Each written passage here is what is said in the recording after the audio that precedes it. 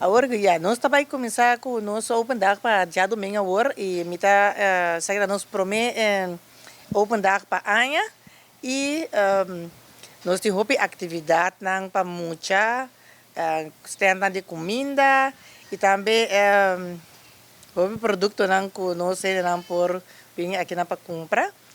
E me tá espera toda gente aqui na LVV, bem para gozar, para o dia abrir que nós temos dia 14 atual aqui na LVV.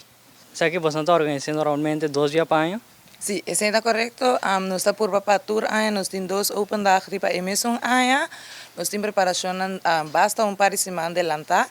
Então me quer invitar tour para vir aqui com turnos de novo aqui. Nós a começar a crescer, para comer, bailar, enjoy com a família, tem coisas para muito não. Então me quer invitar tour para vir, então aqui com tour tem de nossa cultura de Bonaire, então aqui com tour está produzindo na Bonaire mesmo.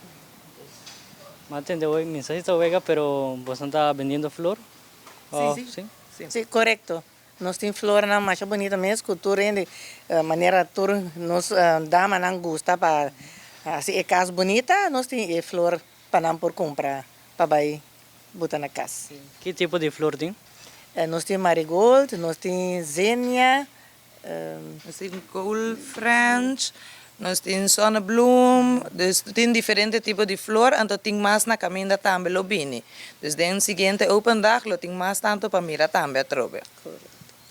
Quando passa, bem join nossa atividade, é muito gezellig, é algo echt leuk voor de chiquito tem na grande. Bem com emainan também open, é echt gezellig para tu rende. E não olvidar para nós muchanan, nós temos algo especial, que é pony. E para muitos por bem sentar desfrutar gostar penha e pone cana ribaje etc.